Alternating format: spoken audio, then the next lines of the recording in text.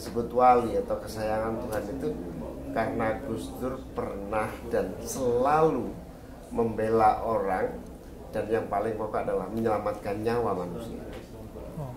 Gus Dur itu disebut wali karena terlampau banyak nyawa-nyawa yang diselamatkan. Gus Dur ditempatkan sebagai tokoh sentral NU, tapi kalau beliau berkunjung ke Bali lebih seringnya ke pura dan ke ashram begitu, karena ia ingin sesungguhnya menitipkan umat Islam kepada warga di sana untuk bisa hidup berdampingan. Luar biasa, Gus Dur ini telah mengimplementasikan sesanti bangsa kita, Bhinneka Tunggal Ika, lengkapnya Bhinneka Tunggal Ika, Tanhana Dharma Mangrua. Iya. Maka beliau tak gentar membela yang benar. Ini harus kita teruskan kepada generasi kita, karena Bung Karno juga pesan jas merah, jangan sekali lupa sejarah. Kebaikan-kebaikan beliau, keteladanan beliau harus teruskan kepada generasi muda kita untuk Indonesia Raya. Lagu Indonesia Raya 3 stansa jangan pernah kita lupakan. Stansa pertama, mari kita berseru Indonesia tetap bersatu, mari kita berdoa Indonesia bahagia, dan mari kita berjanji Indonesia tetap abadi. Itu yang paling penting. Jangan pernah kita mau diadu domba oleh siapapun juga. Oke. Itu dia. Oke, kalau Anda apa yang sulit dilupakan dari Gus Dur? Saya lihat Gus Dur telah mengimplementasikan nilai-nilai Pancasila, dan beliau betul-betul melihat manusia Indonesia ini duduk sama rendah, berdiri sama tinggi. Ini contoh yang luar biasa dari Gus Dur. Luar biasa. Romo, kalau kita lihat pendekatan Gus Dur sebagai tokoh humanis untuk menyelesaikan konflik di Aceh, kemudian di Papua, ia melakukan pendekatan kemanusiaan, pendekatan persuasif.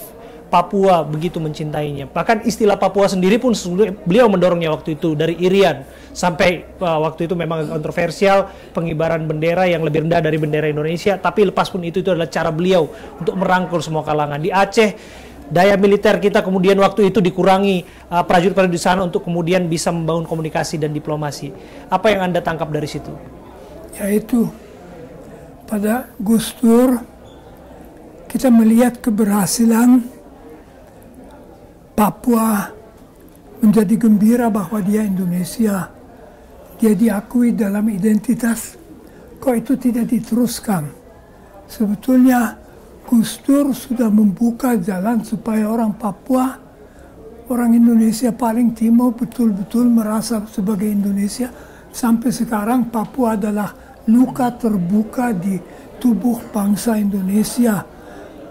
Kita bisa belajar dari Gus Dur bagaimana menanganinya dengan suatu yang merupakan win-win solution bagi semua yang terlibat. Jadi di Papua tidak perlu ada yang kalah, asal saja kita betul-betul tidak mau mengeksploitasi orang Papua, tetapi membantu supaya mereka itu bisa terbangun, bisa hidup sejahtera, bisa hidup aman, terhormat, sama dengan kita semua. Luar biasa. Gus, kan yang dikangenin kalau Gus Dur bicara itu kan endingnya, guyonannya, jenakanya yang selalu dinantikan oleh banyak kalangan, Gus. Kalau kita melihat hari-hari ini bagaimana ceramah, tausiah, apapun itu disampaikan, ini mungkin Gus Imin juga melihat ini bisa menjadi kontroversi belakangan ini, juga mengikuti apa yang terjadi belakangan ini.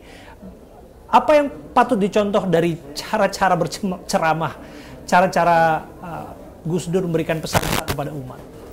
Ya, sebetulnya Gus Dur bisa menghadirkan satu message, pesan, gagasan dengan amat sangat sederhana dan bahkan menggembirakan. Itu karena prinsip Gus Dur tidak pernah merendahkan dan tidak pernah merasa lebih tinggi dalam semua aspek, termasuk di dalam melakukan guyon-guyon dan cerita-cerita lucu. Sehingga istilah Gus Dur itu lelucon terbaik adalah merendahkan diri kita sendiri. Lelucon yang paling lucu adalah tidak pernah menyakiti orang lain, karena pada dasarnya merendahkan atau meremehkan diri sendiri itu adalah lelucon yang paling unggul, kata Gus Dur itu. Tapi satu hal yang patut menjadi pembelajaran tentang Gus Dur ini adalah Gus Dur selalu menemani kelompok yang paling sulit, yang paling menderita, yang paling minoritas, yang paling sedang mengalami masalah yang paling sulit. Di NU sendiri ada satu keyakinan Gus Dur itu wali. Wali itu wali itu kesayangan Tuhan, kesayangan Allah. Istilah wali. Tapi apa sesungguhnya setelah saya ikuti perjalanan Gus Dur, yang disebut wali atau kesayangan Tuhan itu karena Gus Dur pernah dan selalu membela orang, dan yang paling pokok adalah menyelamatkan nyawa manusia. Gus Dur itu disebut wali karena terlampau banyak nyawa-nyawa yang diselamatkan, yang tidak terbunuh gara-gara intervensi Gus Dur. Ada satu cerita seorang yang paling preman nyaris dibunuh dan lari minta pertolongan Gus Dur dilindungi. Hatta pada wilayah perlindungan kepada jiwa itu memang doktrin agama yang telah salah satu pilar agama adalah menyelamatkan nyawa, dan itu tidak main-main. Gus Dur praktekkan, dan itulah yang kemudian dia disebut wali. Luar biasa. Apa yang tidak mungkin Gus Imin lupakan dari sosok Gus Dur? Gus Dur itu ketika memiliki ide yang tidak bisa diterima kalangan pihak, kita sebagai pendamping pengikut tamengnya gitu kan selalu panik dan kemudian selalu ikut menasehati Gus Dur. Gus kok begini ya, misalnya ketika bendera Papua Gus Dur sampaikan, silakan bendera Papua dikibarkan asal di bawah merah putih. Wah, DPR ngamuk. Saya datang ke istana, Gus, saya dan teman-teman yang di PKB remuk nih gara-gara pernyataan Gus Dur, bendera Kejora boleh dikibarkan. Apa jawaban Gus Dur dengan santai? Sepak bola aja pertandingan di kampung boleh mengibarkan bendera, masa bendera Kejora aja nggak boleh ya? Itu sesuatu yang serius menjadi sangat cair. Itulah kemudian Gus Dur dicintai oleh teman-teman Papua sampai hari ini.